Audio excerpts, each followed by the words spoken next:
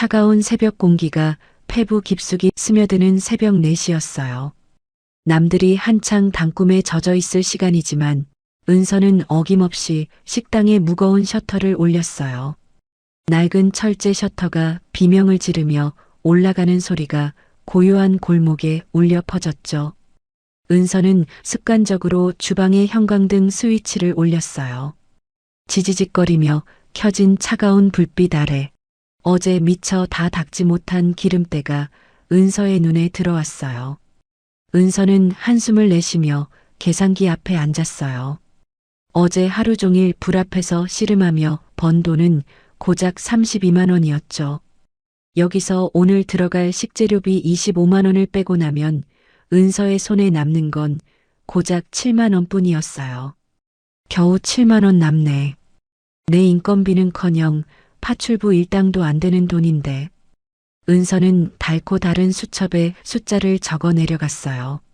전기세, 가스비, 수도세, 그리고 매달 꼬박꼬박 나가는 가게 임대료까지. 숫자를 더하면 더할수록 가슴이 답답해져 왔어요. 이 모든 짐을 혼자 짊어지고 있는데 남편 진호는 이 시간에도 집에서 세상 모르고 자고 있을 게 뻔했죠. 진호가 가져오는 200만 원 남짓한 월급은 자기 술값과 담뱃값을 빼고 나면 생활비에 보태기도 민망한 수준이었거든요. 은서는 냉장고 문을 열어 오늘 쓸 무거운 채소 박스를 꺼내며 혼잣말을 내뱉었어요. 그 돈으로 뭘 하겠어. 술값도 안 나온다고 투덜대기나 하지. 오전 8시가 넘어가자 은서의 핸드폰이 요란하게 울려댔어요. 발신인은 시어머니 명자였죠. 은서는 불길한 예감을 누르며 젖은 손을 앞치마에 닫고 전화를 받았어요. 명자는 다짜고짜 본론부터 꺼내며 은서의 속을 긁어놓기 시작했어요. 은서야, 너도 알다시피 지금 사는 집 전세 만기가 2달밖에 안 남았다. 주인 집에서 연락 왔는데 이번에는 재계약 안 해준다고 하더라. 당장 나가라는 거야. 시어머니의 목소리는 너무나 당당했어요. 사실 그 집 전세금은 은서가 결혼할 때 친정에서 가져온 돈과 식당을 운영하며 10년 넘게 피땀 흘려 모은 돈이었거든요. 은서는 떨리는 목소리로 물었어요. 어머님, 그럼 이제 어떻게 하실 계획이세요? 미리 알아보셔야 할 텐데요. 최명자는 코웃음을 치며 대답했어요. 어떻게 하긴 뭘 어떻게 해. 네가 알아서 해야지. 내 아들 월급반이 알면서 나한테 물어보면 어쩌니? 네가 식당에서 돈 좀 만진다며? 이번에도 네가 책임져야지. 내가 나이 먹고 길바닥에 나앉으면 네 마음이 편하겠어? 너는 며느리가 돼서 시어머니 걱정은 눈곱만큼도 안 하는구나. 은서는 입술을 꽉 깨물었어요. 장사가 예전 같지 않다고 새벽부터 밤늦게까지 일해도 남는 게 없다고 하소연하고 싶었지만 시어머니는 들을 생각도 없었어요. 오히려 은서의 노력을 당연한 희생으로 치부했죠. 어머님, 저도 요즘 장사가 너무 힘들어서 돈이 많지 않습니다. 제 사정도 좀 봐주세요. 예, 너는 참 계산적이다. 장사가 안 되긴 뭐가 안 돼? 밥 먹으러 오는 사람 천지더만. 하여튼 너는 돈 앞에서는 시어머니도 몰라보는구나. 서운해서 못 살겠다 정말. 아무튼 난 모르니까 네가 2달 안에 집 구해라. 시어머니는 제 할 말만 하고 전화를 뚝 끊어버렸어요. 은서는 멍하니 핸드폰을 바라보다가 깊은 한숨을 내쉬었죠. 저녁 8시가 되어 녹초가 된 몸으로 귀가했을 때 거실 풍경은 은서의 마음을 더 참담하게 만들었어요. 남편 진호는 소파에 길게 누워 텔레비전을 보며 낄낄거리고 있었죠. 싱크대에는 설거지거리가 산더미처럼 쌓여 있었고 바닥에는 진호가 먹다 버린 과자 봉지가 굴러다녔어요.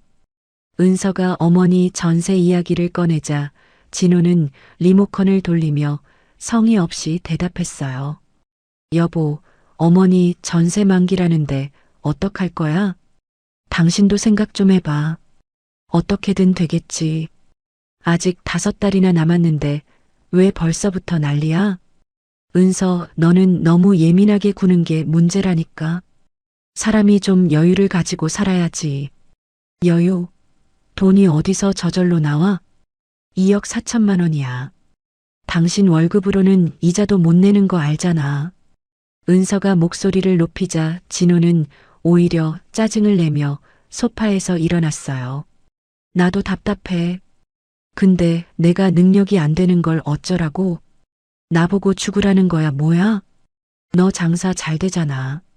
당신이 좀 더 고생하면 되지. 우리 엄마 길바닥에 나 앉게 할 순 없잖아. 며느리 도리 좀 해라, 응? 은서는 주방으로 들어가 찬물을 들이켰어요. 도리라는 말이 가슴에 비수처럼 꽂혔죠. 내가 이 집안의 가장인지 아니면 돈 벌어오는 기계인지 분간이 안 갔어요. 밥을 차려 진호 앞에 내려놓자 그는 고맙다는 말 한마디 없이 숟가락부터 들었어요. 은서는 맞은편에 앉아 마지막 희망을 걸고 물었죠. 당신 월급에서 조금이라도 저축해둔 거 없어? 보탬이라도 되어야 할 거 아니야. 진호는 밥을 씹으며 귀찮다는 듯이 대답했어요. 200만 원으로 저축이 가당키나 해? 나도 회사 생활하려면 유지비가 들어. 너는 내가 밖에서 무시당하고 다녔으면 좋겠어? 정말 정 떨어진다 너. 다음 날 새벽 은서는 다시 무거운 몸을 이끌고 식당으로 나갔어요. 육체적인 고통보다 더 힘든 건 아무도 내 편이 없다는 외로움이었죠. 그런데 오후 3시경 은서의 인생을 송두리째 흔드는 연락이 왔어요. 진호의 문자였죠. 회사에서 월급 압류 통보가 왔다는 청천벽력 같은 소식이었어요. 은서는 손이 부들부들 떨려 전화를 걸었어요. 압류라니? 지금 그게 무슨 소리야?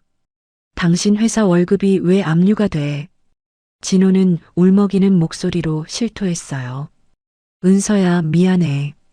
예전에 친구 녀석 보증 섰던 게 잘못됐나 봐. 그놈이 잠적하는 바람에 채권자들이 회사로 연락했나 봐. 당장 3천만 원을 안 갚으면 월급을 한 푼도 못 받게 생겼어. 나 좀 살려줘. 은서는 식당 밖 골목으로 뛰쳐나갔어요. 손님들이 쳐다보는 줄도 모르고 소리를 질렀죠. 3천만 원? 지금 장난해? 내가 새벽부터 밤까지 기름 냄새 맡아가며 번 돈이 쉽니대? 어머니 전세금도 막막한데 이제 네 빚까지 내가 갚아야 해? 너 대체 사람이니? 어떻게 나한테 이럴 수 있어? 정말 미안해. 나도 이렇게 될 줄 몰랐어. 당신이 안 도와주면 나 회사 잘릴지도 몰라. 우리 가족 생각해서 한 번만 도와주면 안 될까? 진호는 끝까지 비겁하게 가족을 방패 삼아 은서를 몰아세웠어요. 은서는 전화를 끊고 차가운 벽에 머리를 기댔어요. 눈물이 쏟아졌지만 주방에서는 손님이 주문한 음식이 타들어가고 있었죠. 은서는 거칠게 눈물을 닦았어요. 슬퍼할 시간조차 주어지지 않는 현실이 증오스러웠어요. 그래, 내가 이 집안 전부 먹여 살린다. 니들이 나를 이렇게 대한다면 나도 이제 내 식대로 하겠어. 은서는 차가운 눈빛으로 식당 안을 노려보았어요. 마음속 깊은 곳에서 무언가 단단하게 굳어지는 기분이 들었죠. 이제 은서의 목표는 단순히 가족을 먹여 살리는 것이 아니라 자신을 기만하고 이용한 이들에게 처절한 대가를 치르게 하는 것으로 바뀌고 있었어요. 은서는 다시 가면을 쓰고 손님들을 향해 억지 미소를 지으며 식당으로 들어갔어요. 전세 만기 날짜가 다가올수록 은서의 심장은 매일같이 조여오는 기분이었어요.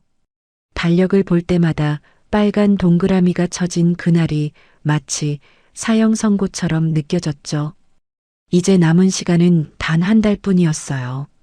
은서는 영업이 끝난 빈 식당 카운터에 홀로 앉아 가방 깊숙이 넣어두었던 통장들을 하나씩 꺼내기 시작했어요. 10년 넘게 기름 냄새 맡아가며 명절 한 번 쉬지 못하고 피땀 흘려 모은 적금 통장 5개와 식당 운영자금 통장 하나가 테이블 위에 놓였죠. 숫자를 하나하나 합산해 보니 2억 4천만 원이 딱 맞게 떨어지더라고요. 이 돈이면 내 노후고 뭐고 아무것도 안 남는데 이걸 정말 저 사람들한테 줘야 하는 걸까? 은서는 통장 위로 눈물이 툭 떨어지는 걸 닦아내며 중얼거렸어요. 그동안 남편 진호는 여기저기 대출을 알아보겠다고 큰 소리를 쳤지만 결과는 예상대로였죠. 보증사고로 이미 신용 등급이 바닥을 친 진호에게 돈을 빌려줄 금융기관은 세상 어디에도 없었거든요. 진호는 퇴근하고 돌아와 가방을 던져두며 오히려 적반하장으로 나왔어요. 은서야, 정말 미안한데 내가 다 알아봤거든? 근데 요새 대출 규제가 너무 심해서 내 이름으로는 한 푼도 안 나온대. 어쩌겠어. 세상이 이런 걸. 은서는 헛웃음이 나와 차갑게 물었어요. 당신이 알아봤다는 게 고작 침대에 누워서 인터넷 검색 몇 번 해본 거 아니었어? 발로 직접 뛰어보기라도 했냐고. 진호는 양심이 찔렸는지 고개를 푹 숙이면서도 변명조차 하지 못했어요. 그저 은서의 눈치만 살피며 제 발가락만 만지작거릴 뿐이었죠. 그때 시어머니 명자한테서 또다시 전화가 걸려왔어요. 은서는 한참 동안 울리는 벨소리를 바라보다가 결심한 듯 전화를 받았죠. 수화기 너머로 명자의 날 선 목소리가 쏟아졌어요. 야, 정은서, 너 지금 뭐 하고 있어? 집주인이 나한테 매일 전화를 해서 독촉하는데 대체 돈은 어떻게 된 거냐고. 너 우리를 길바닥에 나앉게 할 작정이야? 어머님, 저도 지금 백방으로 돈을 마련하고 있습니다. 조금만 기다려주세요. 기다리긴 뭘 더 기다려. 이제 한 달도 안 남았어. 너 식당 번듯하게 하면서 이 정도 돈도 못 구하면 그게 무슨 며느리니? 내가 빨리 해결해. 명자는 마치 은서가 돈을 맡겨놓은 사람인 양소리를 질러댔어요. 은서는 귀가 아플 정도로 울리는 비난을 묵묵히 견디며 대답했죠. 제가 마련하겠습니다. 그러니 제발 재촉하지 마세요. 마련하긴 뭘 마련해. 당연히 네가 해야 할 일인데 생색내지 마라. 빨리 입금해. 시간 없어. 전화는 무례하게 끊겼고 은서는 핸드폰을 내려놓으며 차가운 공기를 깊게 들이마셨어요. 다음 날 아침 은서는 평소보다 일찍 길을 나섰어요. 식당이 아닌 은행으로 향했죠. 번호표를 뽑고 기다리는 내내 심장이 터질 것 같았어요. 드디어 차례가 오자 은서는 적금 통장 5개를 창구 안으로 밀어 넣었어요. 이거 전부 해지해 주세요. 하나도 남김없이요. 은행원은 깜짝 놀라 서류를 확인하더니 조심스럽게 은서에게 물었어요. 고객님, 이거 만기가 다음 달인데 지금 해지하시면 이자 손해가 어마어마해요. 정말 괜찮으시겠어요? 조금만 참으시면 수백만 원을 더 받으실 텐데. 은서는 떨리는 손으로 해지 신청서에 사인을 하며 대답했어요. 괜찮습니다.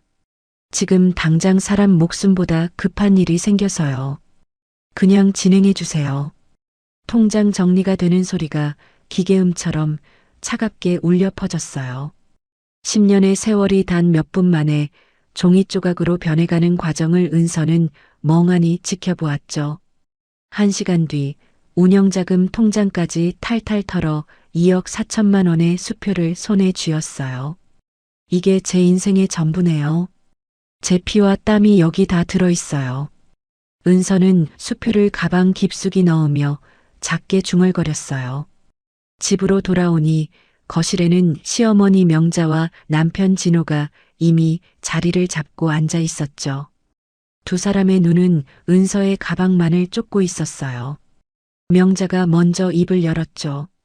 그래, 돈은 준비됐니? 얼마야? 정확히 2억 4천 맞지? 네, 어머님.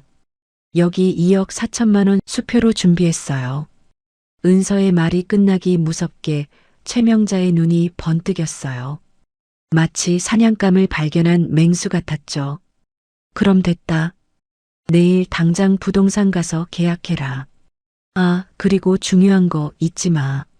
계약서는 당연히 우리 아들 진호 명의로 해야 한다. 가장 면이 서야 집안이 조용한 법이야. 은서는 고개를 천천히 저으며 단호하게 말했어요. 아니요, 어머님. 제 돈으로 하는 계약이니 제 명의로 하겠습니다. 최명자는 순간 귀를 의심한 듯 인상을 팍 찌푸리며 소리를 질렀어요. 너 지금 뭐라고 했어? 아들 명의로 안 하면 누구 명의로 한다는 거야? 내가 감히 시어머니 말을 거역해? 제 명의로 한다고요. 이 돈 진호 씨가 한 푼이라도 보탰나요? 제가 잠 못 자고 일해서 모은 제 재산입니다. 그러니 제 이름으로 하는 게 당연하죠. 이게 어디서 배운 버릇이야. 부부는 일심동체라고 몰라. 내 돈이 진호 돈이고 진호 돈이 내 돈이지.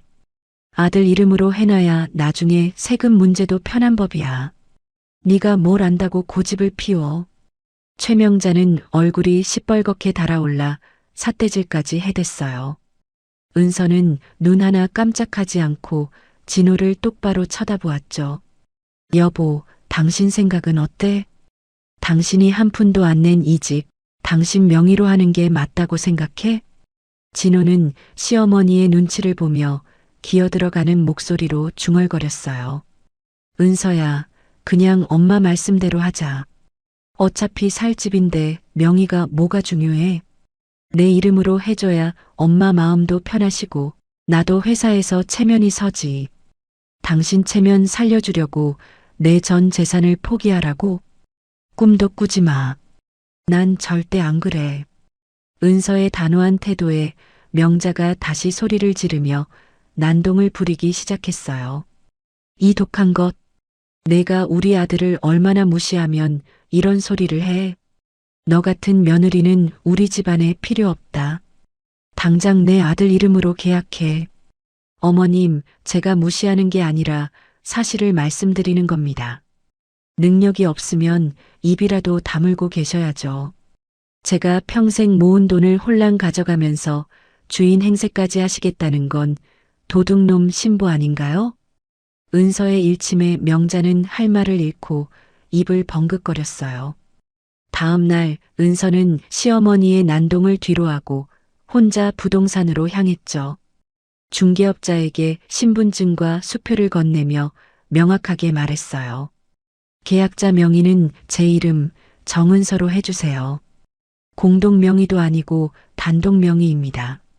모든 절차가 끝나고 은서의 이름이 선명하게 박힌 계약서가 손에 들어왔어요. 집으로 돌아오자 현관에서 기다리고 있던 명자가 계약서를 낚아채듯 가져갔죠. 계약자 란에 적힌 이름을 확인한 명자의 안색이 순식간에 하얗게 질렸어요. 너 정말로 내 이름으로 했어? 이 미친년이 정말 제정신이 아니구나. 명자는 손을 부들부들 떨며 계약서를 바닥에 내팽개쳤어요. 은서는 차갑게 웃으며 그 계약서를 다시 주워 가방에 넣었죠. 어머님, 저 처음부터 다 알고 있었어요. 어머님이 집주인한테 미리 연락해서 전세금 올리라고 부추긴 거, 그리고 그 차액을 아들 이름으로 챙기려 하신 거 전부 다요. 명자는 당황한 듯 눈동자를 굴렸어요. 은서는 그런 시어머니를 차갑게 내려다보며 마지막 경고를 날렸어요. 가족이라는 이름으로 제 전부를 이용하려 하셨죠? 이게 마지막입니다.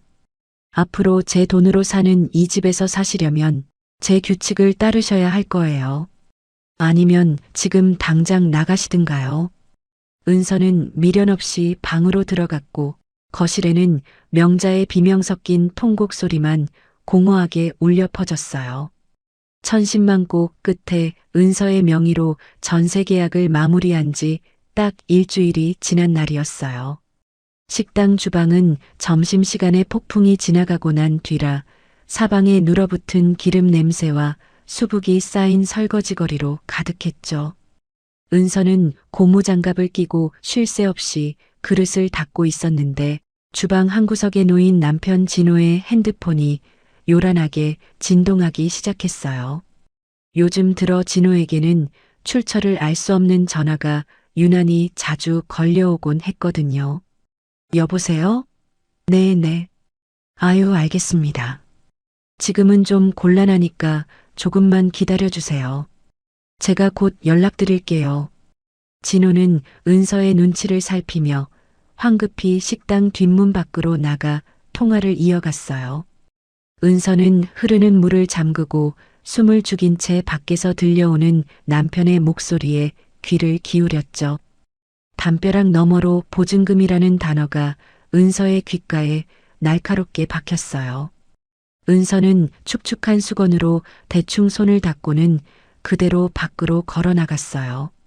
진호는 은서가 나타나자 소스라치게 놀라며 서둘러 전화를 끊었어요. 은서는 팔짱을 낀 채 서늘한 눈빛으로 남편을 쏘아보며 물었죠. 대체 누구랑 그렇게 비밀스럽게 통화를 하는 거야?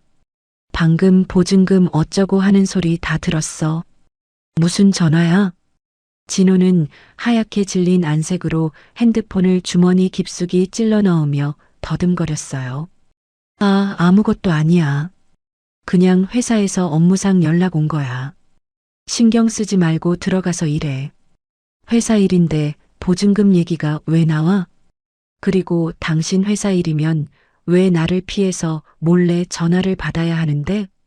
당신 대체 뭘 숨기고 있는 거야? 요즘 들어 전화 오는 횟수가 이상할 정도로 많잖아.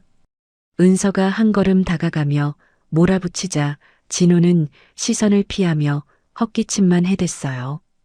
은서는 더 이상 참지 못하고 진호의 주머니에서 핸드폰을 확 낚아챘죠. 이거 나. 안 돼. 돌려줘, 정은서. 진호가 길길이 뛰며 폰을 빼앗으려 했지만 은서가 한 발 빨랐어요. 잠금 장치도 걸리지 않은 화면을 켜자마자 통화 기록에는 모르는 번호가 수십 개나 찍혀 있었고 문자 메시지함은 가관이었죠. 채권 추심, 법무법인, 강제 집행 예정 같은 무시무시한 단어들이 화면을 가득 채우고 있었어요. 이게 다 뭐야? 채권 추심에 법무법인이라니. 당신 또 사고 쳤어? 이번엔 또 뭐야? 은서의 목소리가 식당 뒷골목에 쟁쟁하게 울려 퍼졌어요. 진호는 체념한 듯 고개를 떨구며 기어들어가는 목소리로 입을 열었죠. 은서야, 내가 설명할게. 일단 진정 좀 하고 내 말 좀 들어봐. 예전에 친구 보증 섰던 거 기억나지? 그게 생각보다 금액이 좀 커졌어. 이자가 붙어서 지금 5천만 원 정도 된대. 5천만 원? 지금 5천만 원이라고 했어? 당신 제정신이야? 그걸 지금까지 나한테 숨기고 있었단 말이야? 은서는 눈앞이 핑 도는 기분이었어요. 전세금 2억 4천만 원을 마련하느라 영혼까지 탈탈 털린 지 일주일밖에 안 됐는데 또 5천만 원이라니요. 진호는 오히려 적반하장으로 손을 내저으며 변명을 늘어놓았어요. 숨기려고 한 게 아니라 내가 걱정할까봐 그랬지. 내가 어떻게든 내 선에서 해결해 보려고 밤낮으로 머리 굴리고 있었다고. 내가 뭐 놀고만 있었는 줄 알아? 해결? 당신이 무슨 돈으로 해결을 해? 당신 월급 이미 압류 들어온다고 난리 났잖아. 전세금도 내가 냈고 생활비도 내가 벌어오는데 당신이 대체 어디서 5천만 원을 구하겠다는 거야? 은서는 남편의 얼굴 앞에 핸드폰을 흔들며 울분을 토해냈어요. 진호는 아무 대답도 하지 못한 채 바닥만 발로 툭툭 찼죠. 그 길로 은서는 시어머니 명자를 찾아갔어요. 명자는 거실 소파에 거만하게 앉아 과일을 까먹으며 텔레비전 드라마를 보고 있었죠. 어머님, 진호 씨 보증 서서 빚쟁이들한테 쫓기고 있는 거 알고 계셨어요?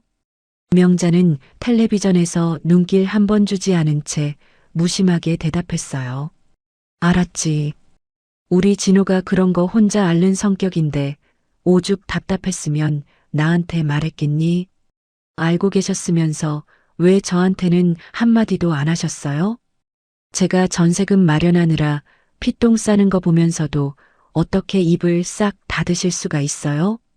명자가 그제야 리모컨을 내려놓고 은서를 빤히 쳐다봤어요. 너한테 말하면 지금처럼 난리 칠 게 뻔하잖니.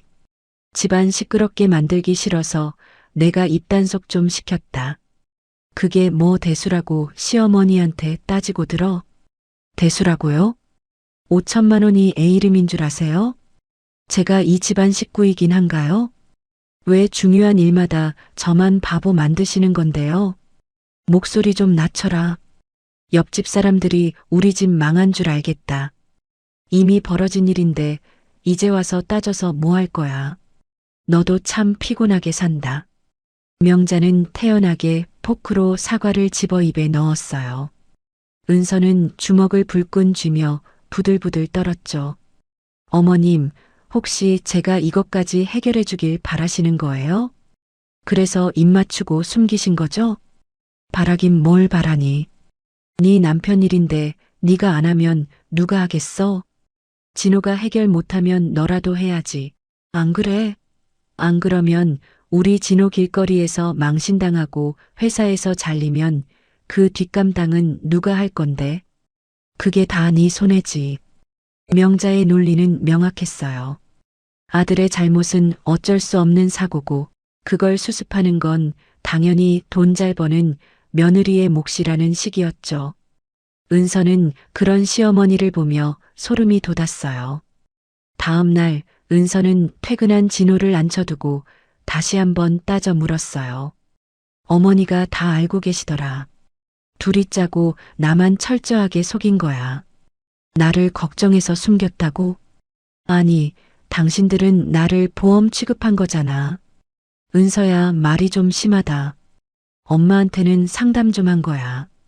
너한테는 정말 나중에 잘 해결해서 말하려고 했어. 나도 괴로워 죽겠다고. 괴로워?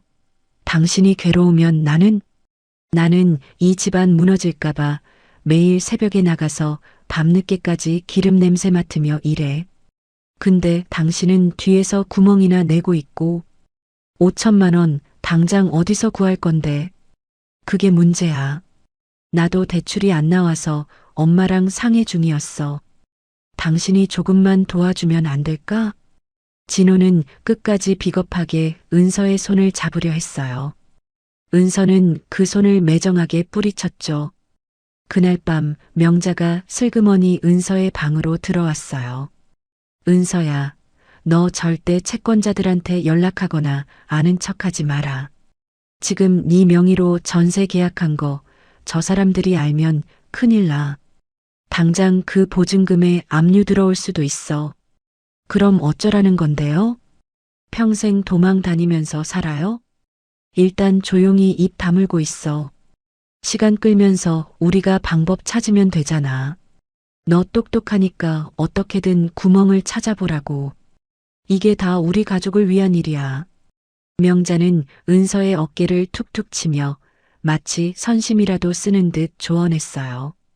은서는 시어머니의 손길이 닿은 어깨를 거칠게 털어내며 차갑게 쏘아붙였죠. 결국 제 돈이 이 집안의 든든한 보험이었네요. 사고가 터지면 언제든 꺼내 쓸 수 있는 현금 인출기 말이에요. 그래서 지금까지 저한테 거짓말하고 이용하신 거죠? 얘는 무슨 말을 그렇게 섭섭하게 하니. 우리는 한 가족인데 가족끼리 돕고 사는 게 당연하지. 명자는 아무런 죄책감도 없이 방을 나갔어요. 은서는 어두운 방 안에서 침대 밑바닥으로 가라앉는 기분을 느끼며 주저앉았어요. 이 집의 보험은 나였구나. 내 피 같은 돈이 저 인간들 사고치는 뒷수습용이었어. 은서의 뺨 위로 뜨거운 눈물이 흘러내렸어요. 하지만 그 눈물은 슬픔이 아니었어요. 자신을 철저히 기만한 남편과 시어머니를 향한 걷잡을 수 없는 분노의 시작이었어요. 은서는 어둠 속에서 눈을 번뜩이며 결심했어요. 절대로 순순히 당해주지 않겠다고 말이죠. 시어머니 명자가 거실로 들어오며 얼굴 가득 환한 웃음을 지어 보였어요. 하지만 그 웃음은 은서에게는 독이 든 성배처럼 느껴졌죠. 명자는 소파에 거만하게 자리를 잡고 앉더니 설거지하던 은서를 향해 툭 한마디를 던졌어요. 은서야, 나 결정했다. 다음 주 토요일에 집들이 할 거야. 친척들 다 부르고 내 친구들도 부를 거니까 그렇게 알아라. 은서는 그릇을 닦던 손을 멈추고 멍하니 시어머니를 바라보았어요. 2억 4천만 원이라는 전세금을 마련하느라 식당 운영비까지 탈탈 털어낸 은서에게 집들이는 상상조차 하기 힘든 사치였거든요. 어머님, 지금 집들이요? 제가 지금 형편이 여의치 않은 거 아시잖아요. 식당 일도 바쁘고요. 명자는 눈을 가늘게 뜨며 불쾌한 기색을 숨기지 않았어요. 재계약을 했는데 새로운 마음으로 당연히 집들이를 해야지. 그게 무슨 소리니? 남들 보는 눈도 있는데 조용히 넘어가는 건 예의가 아니지. 우리 집안 체면도 좀 생각해라. 내가 이미 친척들이랑 친구들한테 다 말해놨으니까 토요일 비워도. 은서는 입술을 꽉 깨물며 손님의 규모를 물어보았어요. 명자는 손가락을 꼽아보더니 아주 가볍게 대답했죠. 한 20명 정도? 우리 집안 식구들이랑 내 계모임 친구들까지 하면 그 정도 될 거야. 넉넉하게 준비해. 20명이라니요. 그 인원의 음식을 혼자 준비하려면 꼬박 밤을 새워야 할 분량이었어요. 은서는 떨리는 목소리로 배달 음식을 제안해 보았지만 명자의 불호령이 바로 떨어졌어요. 배달이 무슨 배달이야. 며느리가 직접 정성껏 차려야 손님들한테 대접받는 느낌이 나지. 너 식당도 하면서 요리 잘하잖아. 그까짓 거 잠깐 고생하면 되는 걸 가지고 유난 떨지 마라. 내 얼굴에 먹칠할 작정이야? 명자는 대수롭지 않다는 듯 손을 흔들며 방으로 들어가 버렸어요. 은서는 주방 한복판에 서서 텅 빈 냉장고를 바라보며 참담함을 느꼈죠.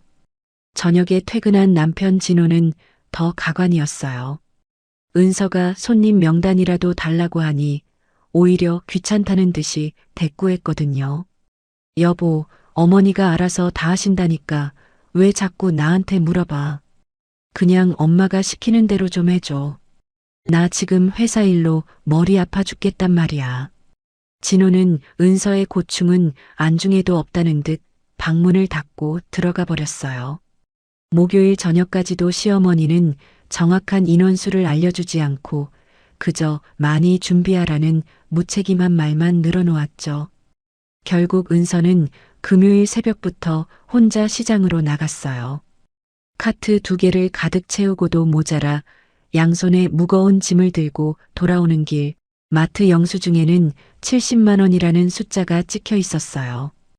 은서는 카드를 긁으며 속으로 피눈물을 흘렸죠. 이 돈 역시 누구의 도움도 없이 오롯이 은서의 주머니에서 나간 돈이었으니까요. 집들이를 준비하던 그날 밤은 은서에게 평생 잊지 못할 잔인한 시간이었어요. 식당 문까지 닫아가며 매달린 집들이 준비는 새벽 4시가 넘어서야 겨우 끝이 났죠. 주방은 자욱한 연기와 각종 음식 냄새로 가득했고 은서의 손등에는 빨갛게 익어버린 화상 자국이 3군데나 선명하게 남았어요. 파전을 붙이다가 달궈진 기름이 튀었지만 은서는 찬물에 손을 담글 시간조차 없었거든요. 은서는 마지막 접시에 정갈하게 나물을 담아내며 가쁜 숨을 몰아쉬었어요. 이것만 끝내면 돼. 이제 거의 다 왔어. 벽에 걸린 시계는 어느덧 새벽 4시 30분을 가리키고 있었어요. 은서는 밀려오는 피로를 이기지 못하고 거실 소파에 몸을 던졌어요. 씻지도 못한 채 눈을 감자마자 깊은 수렁으로 빠져드는 것 같은 잠이 쏟아졌죠. 하지만 단 2시간 만에 울려 퍼지는 알람 소리는 은서의 짧은 휴식을 무참히 깨뜨렸어요. 손님들이 오기로 한 오후 2시까지는 이제 채 5시간도 남지 않았거든요. 은서는 무거운 몸을 일으켜 다시 거실 테이블을 닦기 시작했어요. 수십 개의 접시를 일정한 간격으로 배열하고 화사한 꽃까지 꽂아 넣으니 모델하우스 부럽지 않은 완벽한 집들이 상차림이 완성되었죠. 이제 남은 건 은서 자신의 차림새였어요. 거울 속에 비친 자신의 모습은 처참하기 그지없었죠. 눈 밑까지 내려온 짙은 다크서클과 푸석푸석한 피부는 밤샘 노동의 흔적을 고스란히 보여주고 있었어요. 은서는 서둘러 샤워를 하고 평소 아껴두었던 단정한 옷을 꺼내 입었어요. 파운데이션을 겹겹이 덧발라 초췌한 안색을 필사적으로 가렸죠. 오후 1시 50분, 드디어 모든 준비를 마치고 거실로 나온 은서를 맞이한 건 시어머니 명자의 차가운 시선이었어요.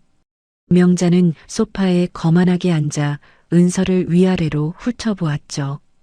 은서가 준비가 다 끝났다고 조심스럽게 말을 건네자 명자는 마치 벌레라도 보는 듯한 표정으로 입을 열었어요. 은서야, 너 지금 그 차림으로 여기 있겠다는 거니? 오늘 여긴 내가 낄 자리가 아니야. 은서는 자신의 귀를 의심했어요. 수십 명의 음식을 혼자 다 장만하고 온 집안을 제 손으로 닦아낸 며느리에게 나갈 준비를 마친 시어머니가 던진 첫마디였으니까요. 어머님, 그게 무슨 말씀이세요? 제가 새벽까지 잠 한숨 안 자고 이 많은 음식 다 준비했는데요.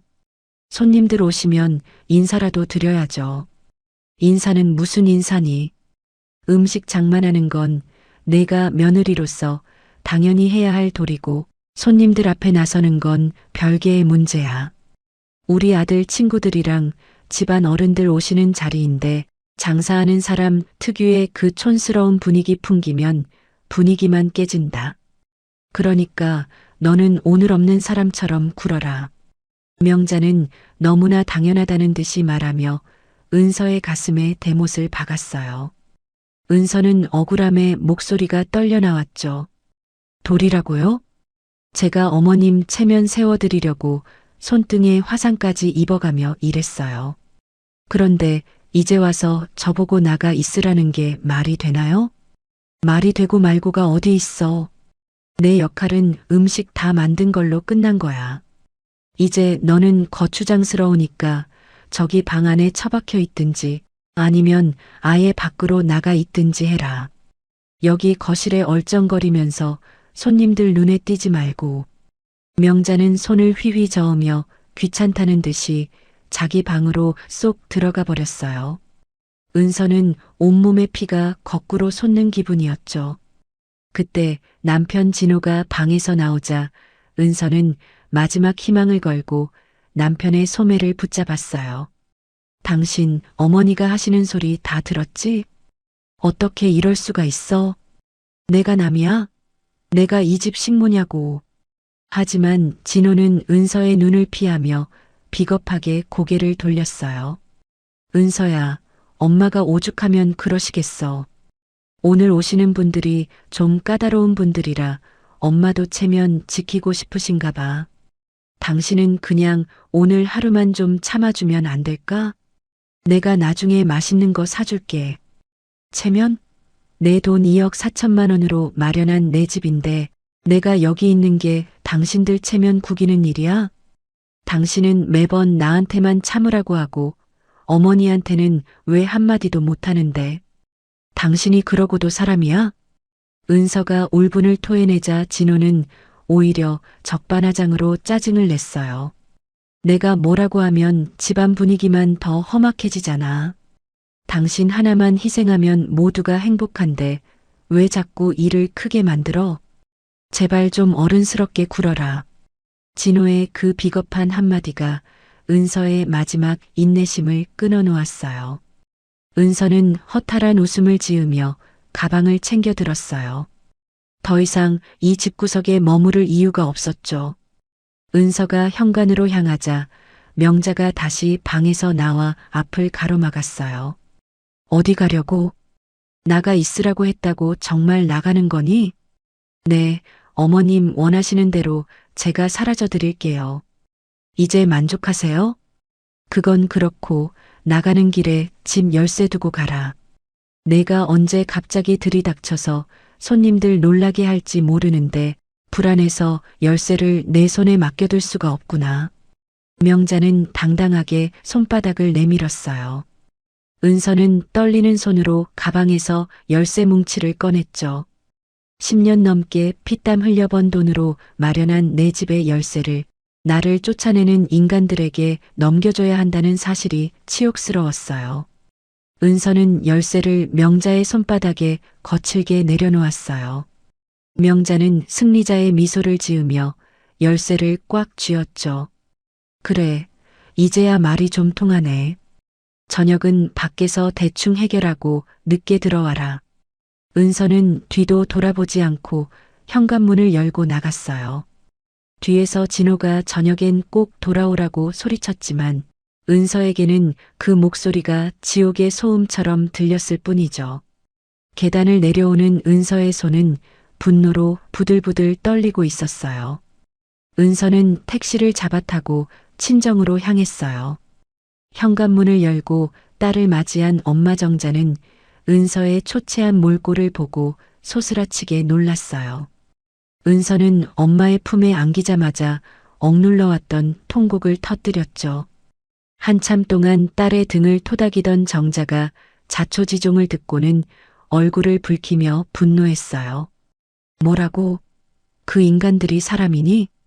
내가 밤새 만든 음식을 가로채고 너를 쫓아내? 거기다 열쇠까지 빼앗아? 은서야, 이제 더 이상 참지 마라. 그런 집구석은 가족이 아니야. 엄마, 나 이제 정말 한계야. 그동안 우리 엄마 편히 모시고 싶어서, 내 가정 지키고 싶어서 참았는데 저 사람들은 나를 사람으로도 안 봐. 그냥 돈 나오는 기계, 음식 만드는 기계로만 생각한다고. 은서는 눈물을 닦으며 차가운 눈빛으로 핸드폰을 켰어요. 그리고는 포털 사이트에 가족법 전문 변호사를 검색하기 시작했죠. 엄마, 나 이제 그 집 안 돌아가. 아니, 돌아가더라도 예전처럼은 안 갈 거야. 내 돈, 내 집, 그리고 내 자존심까지 전부 다 되찾아올 거야. 저 인간들, 내가 없으면 숨도 못 쉬는 인간들인 거 내가 제일 잘 알거든. 정자는 결연한 딸의 손을 꽉 잡았어요. 잘 생각했다.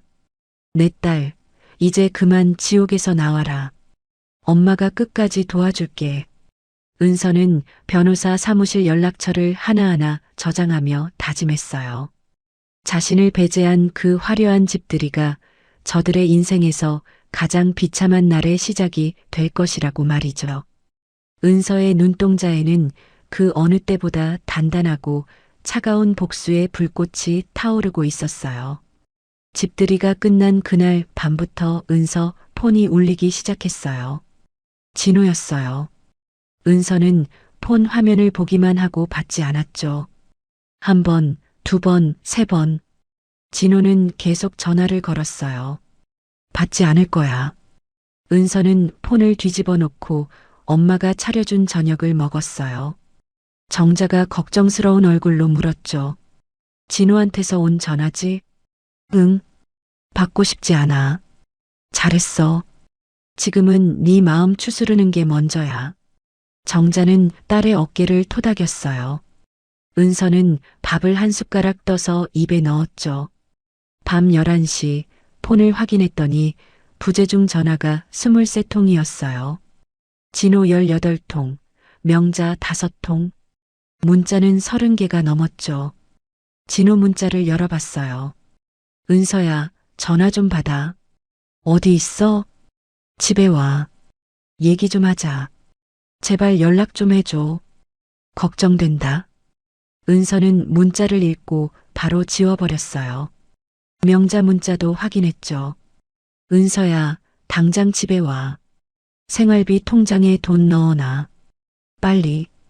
연락 안 하면 내가 직접 찾아간다. 은서는 비웃듯이 웃었어요. 생활비 통장에 돈을 넣으래. 대단하시네. 은서는 폰을 옆에 놓고 눈을 감았어요. 다음 날 아침 폰을 켰더니 부재중 전화가 35통 더 늘어나 있었어요. 전부 진호랑 명자였죠. 문자도 쏟아졌어요. 은서야, 장 좀 봐와.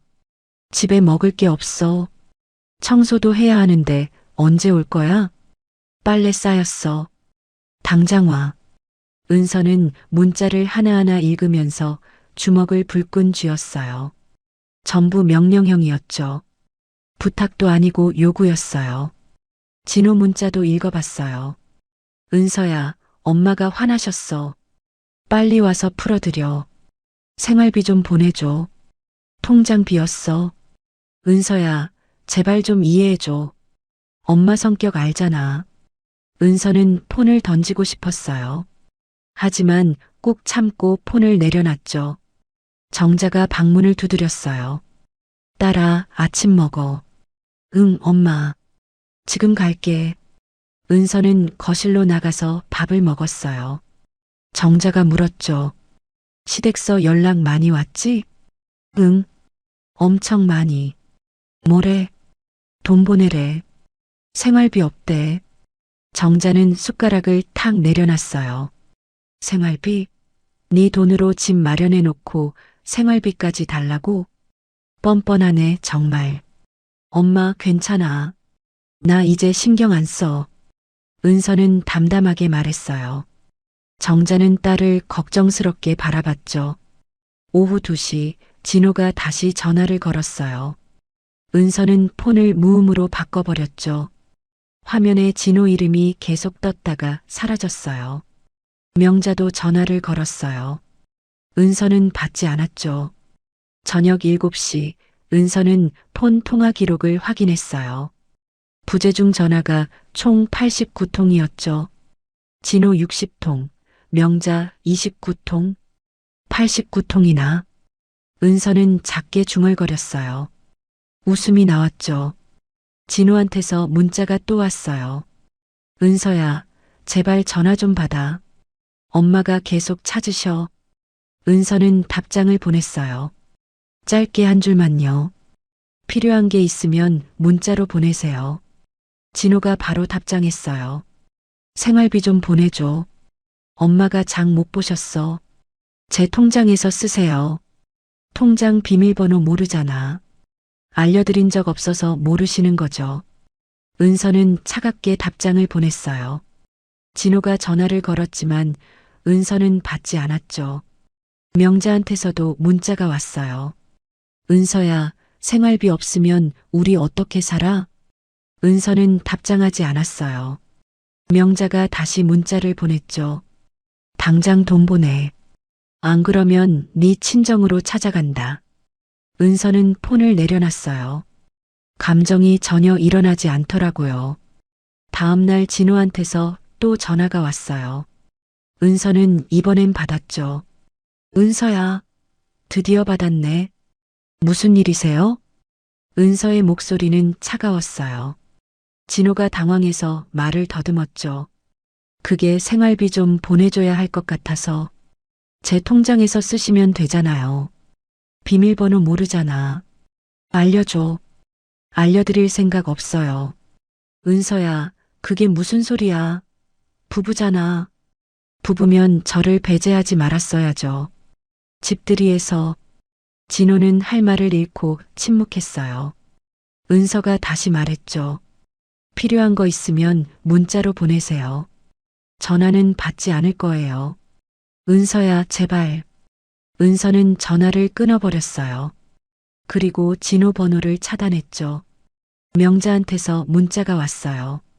은서야, 내가 이러면 우리 어떻게 살아? 은서는 답장을 보냈어요. 제가 어떻게 살았는지 생각해 보세요. 명자가 바로 전화를 걸었지만 은서는 명자 번호도 차단해 버렸어요. 이제 끝이야. 감정 차단 완료. 은서는 폰을 내려놓고 침대에 누웠어요. 마음이 이상하게 편안하더라고요. 정자가 방문을 열고 들어왔어요.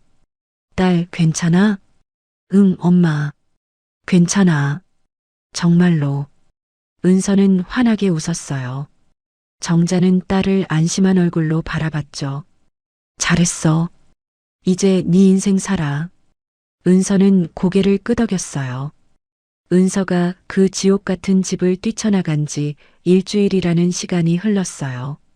그 일주일 동안 은서가 없는 집안은 마치 멈춰버린 시계처럼 모든 기능이 마비되어 버렸죠. 거실 테이블 위에는 평소라면 은서가 깔끔하게 정리해 두었을 각종 고지서가 보기 싫게 쌓여 있었어요. 관리비, 전기세, 가스비, 그리고 인터넷 요금까지. 납부 기한이 지나 붉은색 경고 문구가 찍힌 종이들이 시어머니 명자의 눈을 찔렀죠. 명자는 짜증스럽게 고지서를 흔들며 방에 박혀 있는 진호를 소리쳐 불렀어요. 야, 박진호. 너 지금 이게 다 뭔지 알고나 있어? 관리비며 뭐며 다 날아왔잖아. 이거 대체 어떻게 할 거야? 진호는 부스스한 모습으로 방에서 나와 식탁 위에 널브러진 고지서들을 훑어보았어요. 그러고는 아무렇지도 않게 무책임한 대답을 내뱉었죠. 엄마, 이거 원래 은서가 알아서 내던 거잖아요. 은서한테 연락해서 내라고 하세요. 저는 몰라요. 내가 전화를 안 해봤겠니? 그 독한 것. 내 전화는 아예 수신 차단했는지 신호도 안 가고 문자를 보내도 읽기만 하고 답장 하나 없다. 내가 남편이니까 내가 연락해서 해결해야 할 거 아니야. 진호는 깊은 한숨을 내쉬며 소파에 주저앉았어요. 저도 연락 안 돼요. 며칠 전부터는 제 번호도 차단했는지 연결이 안 된다고요. 그리고 저 돈 없어요. 이번 달 월급 압류돼서 통장에 10원짜리 하나 안 들어오는 거 아시잖아요. 명자는 기가 찬 듯 얼굴이 벌겋게 달아올랐어요. 그럼 우리더러 굶어 죽으라는 거야? 전세금은 은서가 냈다 쳐도 당장 먹고 살 돈은 있어야 할 거 아니니. 세상에 무슨 며느리가 시어머니를 이렇게 굶겨. 명자는 씩씩거리며 주방 냉장고 문을 거칠게 열었어요. 하지만 기대했던 반찬은커녕 일주일 전 집들이 떼먹다 남은 찌개 냄새가 코를 찔렀죠. 은서가 살림을 놓아버린 냉장고는 텅 비어 있었고 쌀통 역시 바닥을 드러내고 있었어요. 명자는 텅 빈 냉장고를 노려보며 독서를 내뱉었죠. 은서 저것이 정말 미쳤나 보다. 밥도 안 해놓고 국도 안 끓여놓고 나가버리면 남은 사람들은 어쩌라고. 정말 근본 없는 집안에서 자라서 그런지 예의라고는 눈곱만큼도 없구나. 옆에서 듣고 있던 진호가 참다 못해 한마디 던졌어요. 엄마, 은서가 왜 밥을 해놓고 가요? 집들이 날 그렇게 모질게 쫓아낸 건 엄마잖아요. 집들이 끝나면 당연히 기어 들어올 줄 알았어요? 저번엔 열쇠까지 뺏었다면서요. 명자는 당황한 기색을 숨기며 오히려 소리를 질렀어요. 내가 언제 쫓아냈어. 잠깐 손님들 불편할까봐 나가 있으라고 한 거지. 그리고 열쇠는 그 독한 것이 언제 들이닥쳐서 행패 부릴지 모르니까 내가 보관하겠다고 한 거잖아. 다 우리 집안을 위해서 그런 건데 왜 나한테만 난리야. 모자의 한심한 말다툼이 이어지던 그때 진호의 핸드폰으로 낯선 번호의 전화가 걸려왔어요. 진호는 혹시나 은서일까 하는 기대로 서둘러 전화를 받았죠. 하지만 수화기 너머로 들려온 건 차갑고 딱딱한 남자의 목소리였어요. 박진호 씨 맞으시죠? 저희는 법무법인 한강입니다. 친구분 보증 채무건으로 연락드렸습니다. 진호의 얼굴이 순식간에 하얗게 질렸어요. 옆에서 지켜보던 명자도 숨을 죽였죠. 네네. 그런데요? 제가 지금 사정이 좀 안 좋아서. 박진호 씨, 이미 변제 기한을 3번이나 연장해 드렸습니다. 이번 주 금요일까지 5천만 원을 변제하지 않으시면 저희는 약속대로 법적 절차에 들어갈 수밖에 없습니다. 이미 회사 급여 압류는 진행 중이지만 그것만으로는 부족해서 유채동산 압류와 전세 보증금 압류 검토 중입니다. 진호는 머리를 감싸쥐며 애원했어요. 제발요, 조금만 시간을 더 주시면 안 될까요? 제가 어떻게든 마련해 볼게요. 금요일 오후 6시까지입니다. 입금 안 되면 바로 집으로 집행관 나갑니다. 명심하세요. 전화가 뚝 끊기자 진호는 그대로 바닥에 주저앉았어요. 명자가 다급하게 다가와 물었죠. 진호야, 왜 그래? 무슨 전화인데 그래? 엄마, 금요일까지 5천만 원 안 갚으면 우리 집에 빨간 딱지 붙이러 온대요. 보증금 압류까지 할 거래요. 어떡해요. 우리 진짜 망하게 생겼어요. 명자는 소리를 지르며 가슴을 쳤어요. 5천만 원이라는 큰 돈을 구할 방법이 도저히 떠오르지 않았거든요. 그러다 문득 명자의 눈이 번뜩였어요. 은서한테 받아. 은서한테 전화해서 3천만 원 당장 내놓으라고 해. 내가 남편인데 아내가 그 정도도 안 도와주겠어? 엄마, 은서가 미쳤다고 도와주겠어요? 이미 정 다 떨어져서 나간 사람인데. 그래도 부부잖아. 법적으로 아직 부부인데 남편 빚을 나 몰라라 하는 게 말이 돼? 너 내일 당장 처가로 찾아가. 가서 무릎을 꿇든 바짓가랑이를 붙잡든 어떻게든 돈 받아와. 안 그러면 우리 둘 다 길바닥에 나앉는 거야. 명자의 악다구니에 못 이겨 다음 날 진호는 무거운 발걸음으로 은서의 친정을 찾아갔어요. 현관벨을 누르는 진호의 손이 미세하게 떨리고 있었죠. 문을 열고 나온 사람은 은서의 엄마, 즉 장모 정자였어요. 정자는 진호를 보자마자 얼음장처럼 차가운 표정으로 가로막았어요. 여긴 무슨 일로 왔어? 우리 딸 괴롭히는 걸로 모자라 이제 여기까지 찾아와? 장모님, 제발 은서 좀 만나게 해주세요. 정말 급한 일이 생겨서 그래요. 은서랑 얘기 좀 하게 해주세요. 정자는 팔짱을 낀 채 비웃음을 흘렸어요. 급한 일? 보나 마나 돈 문제겠지. 우리 은서한테 또 빨대 꽂으려고 온 거 모를 줄 알아? 집들이 날 그 수모를 겪게 하고도 여기까지 찾아올 면목이 있다니 정말 낯짝도 두껍네. 그건 저희 엄마가 오해하신 부분이 있어서 그래요. 저도 어쩔 수 없었다고요. 장모님, 제발 한 번만 도와주세요. 저 지금 5천만 원 안 갚으면 정말 큰일 나요. 진호가 길바닥에서 허리를 굽히며 애걸복걸하자 정자의 목소리는 더욱 높아졌어요. 어쩔 수 없었다고? 내 딸이 시어머니한테 무시당하고 쫓겨날 때 너는 구경만 했잖아. 그게 사람이 할 짓이야? 내 딸은 이제 너 같은 사람이랑 안 살아. 당장 꺼져. 안 그러면 경찰에 신고해서 접근 금지 신청할 거니까. 정자는 진호의 손을 거칠게 뿌리치며 현관문을 쾅 닫아버렸어요.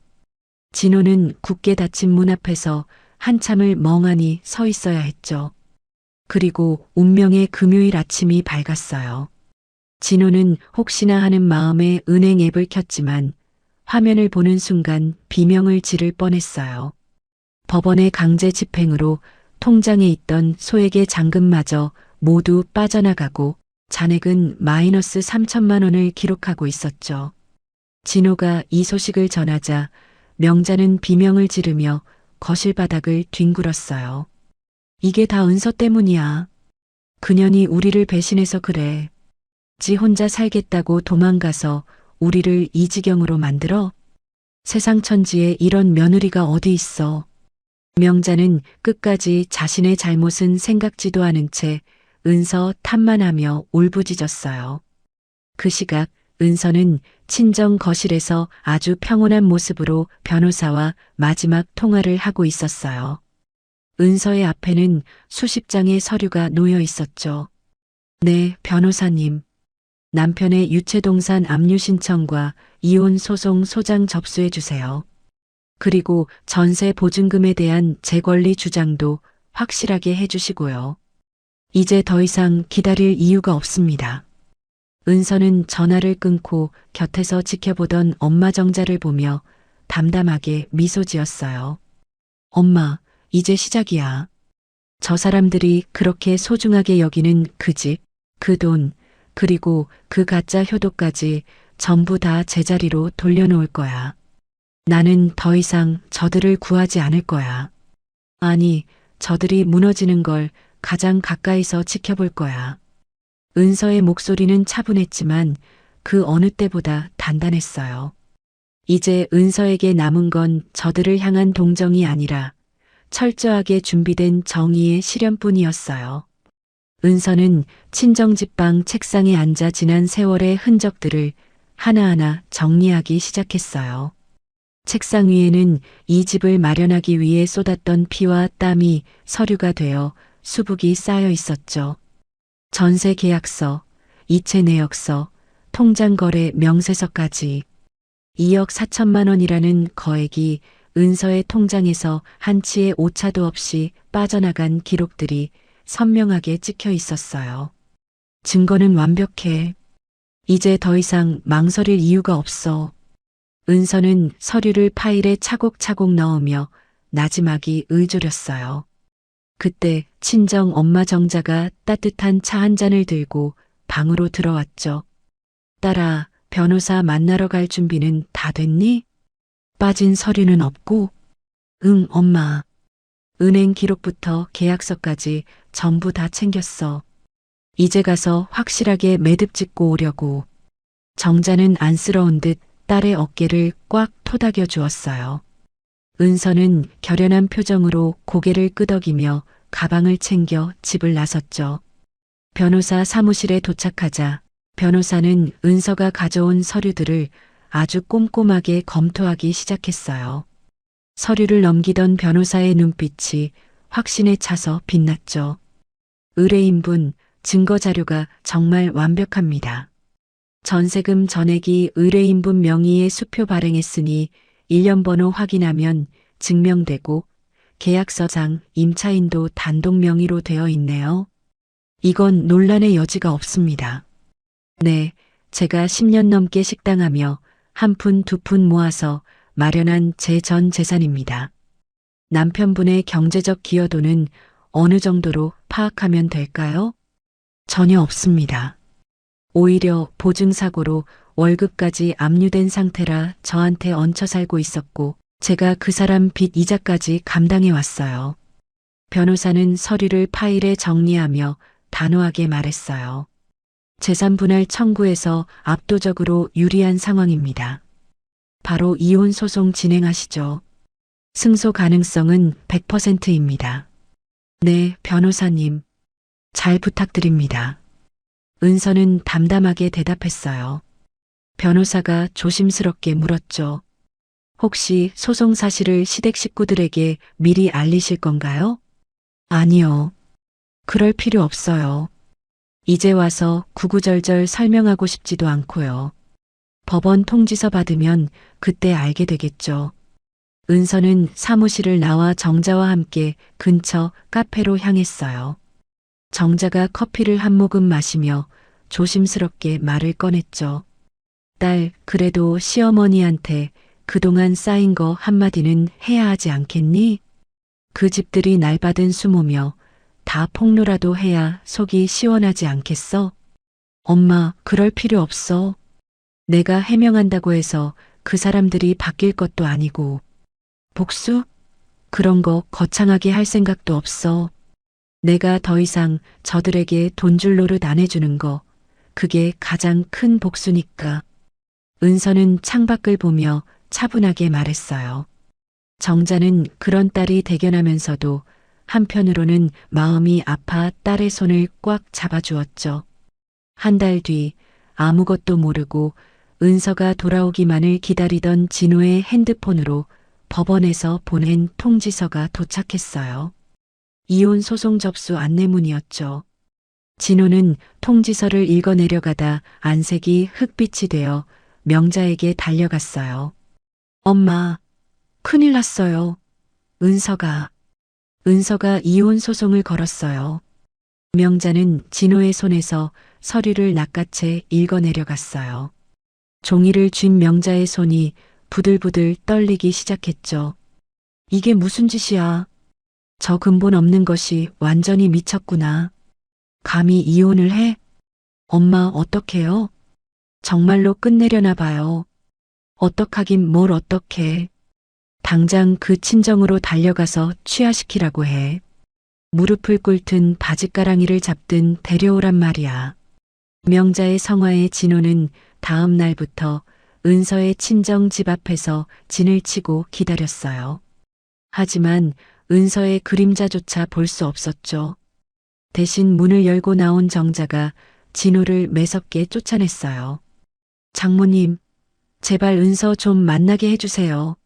제가 다 잘못했습니다. 만날 이유 없으니 당장 가. 한 번만 더 여기 나타나면 스토킹으로 신고할 거야. 할 말 있으면 법원에서 변호사 통해서 해. 정자는 단호하게 문을 닫아버렸고 진호는 길바닥에서 발만 동동 구르다 돌아가야 했어요. 명자는 다급해지자 친척들에게 전화를 걸어 은서 흉을 보며 도움을 요청하기 시작했어요. 여보세요? 우리 며느리가 글쎄 제 맘대로 가출하더니 이혼 소송을 걸었지 뭐예요. 세상에 이런 법이 어디 있대요? 하지만 돌아오는 반응은 명자의 예상과 전혀 달랐어요. 형님, 저도 들은 소문이 있는데 집들이 때 며느리를 부엌에만 가둬두고 일만 시키고 집에서 내쫓으셨다면서요? 그 집 전세금도 며느리가 다 냈다는데 너무하신 거 아니에요? 명자는 당황해서 목소리를 높였어요. 그게 아니라 며느리가 바빠서 안 나온 거지. 전세금도 우리 아들이 준비한 거야. 아드님 보증 잘못 써서 월급 압류당한 거 친척들 다 알아요. 형님, 이제 그만 고집 피우시고 며느리한테 사과하세요. 명자는 전화를 탁 끊어버렸어요.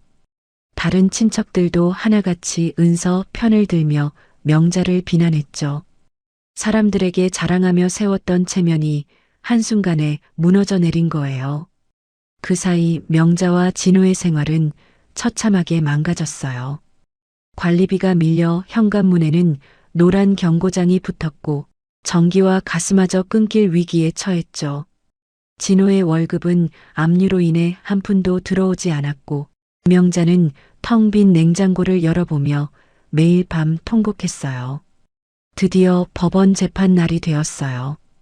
은서는 변호사와 함께 당당하게 법정에 들어섰고 초췌해진 진호 역시 변호사 옆에 힘없이 앉아 있었죠.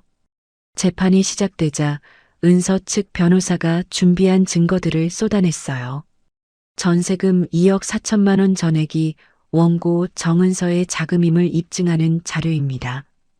피고 박진호는 경제적 기여가 전무할 뿐만 아니라 오히려 원고에게 막대한 금전적 손실을 입혔습니다.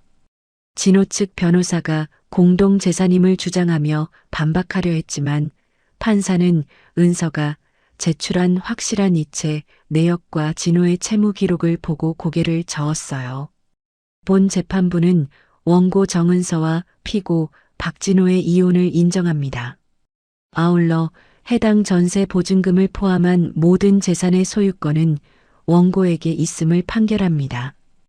은서는 담담하게 고개를 숙여 인사했고 진호는 세상을 잃은 표정으로 주저앉았어요. 법정을 나오는 은서를 정자가 꼭 안아주었죠. 고생했다, 우리 딸. 이제 정말 지옥에서 해방됐네. 응, 엄마. 이제 정말 다 끝났어. 명자는 집에서 판결 소식을 전해 듣고는 핸드폰을 바닥에 떨어뜨렸어요. 집도 뺏기고 돈도 없고 이제 우리는 어디로 가야 한단 말이냐. 진호야, 우리 이제 망했다. 명자는 차가운 거실 바닥에 주저앉아 대성통곡했지만 그녀의 울음소리를 들어줄 사람은 아무도 없었죠. 그 시각 은서는 친정 거실 창가에 앉아 쏟아지는 따스한 햇살을 만끽하고 있었어요. 정자가 곁에 다가와 속이 시원하냐고 묻자 은서는 맑게 웃으며 대답했어요. 엄마, 복수해서 통쾌하다기보다는 그냥 아주 긴 숙제를 끝낸 기분이야. 더 이상 내어줄 것도 뺏길 것도 없으니까 마음이 참 편해. 말없이 끝낸 사람이 결국 이기는 거더라. 은서는 가방에서 새로운 식단 구상을 적은 노트를 꺼냈어요. 누군가의 보험이 아닌 오직 자신만을 위해 살아가기로 다짐한 은서의 눈동자가 그 어느 때보다 밝게 빛나고 있었어요. 재미있게 보셨나요? 이번 사연을 집필하면서 가장 마음이 쓰였던 부분은 은서가 자신의 모든 것을 쏟아부어 마련한 집이 정작 자신을 소외시키고 갉아먹는 감옥이 되어버린 부분이었어요. 가족이라는 이름 아래 행해지는 착취는 때로 타인보다 더 잔인하죠. 특히 내가 우리 집 보험이다라는 시어머니의 말은 며느리를 인격체가 아닌 언제든 꺼내 쓸 수 있는 자산으로만 보았다는 점에서 큰 비극을 암시했어요. 결국 이 이야기가 우리에게 주는 교훈은 선한 인내가 반드시 행복을 보장하지는 않는다는 사실이에요. 상대가 나의 가치를 당연하게 여기고 오히려 나를 배제하기 시작할 때 가장 강력한 복수는 분노를 터뜨리는 것이 아니라 조용히 나의 모든 자원을 거두어들이는 것입니다. 은서가 보여준 것처럼 감정적인 소모를 멈추고 법적 경제적 선을 확실히 긋는 조용한 종결이야말로 스스로를 지키는 가장 지혜로운 방법입니다. 말없이 돌아서는 사람이 결국 이기는 법입니다. 타인을 위해 나를 희생하는 보험이 되기보다 오직 나 자신을 위한 가장 단단한 울타리가 되어야 한다는 것을 이 사연을 통해 전하고 싶었어요. 이제야 진정한 평온을 찾은 은서의 새로운 출발을 진심으로 응원합니다. 혹시 이 사연이 남의 이야기 같지 않으셨다면 구독과 좋아요로 마음을 남겨주세요. 비슷한 이야기들을 계속 전해드리겠습니다.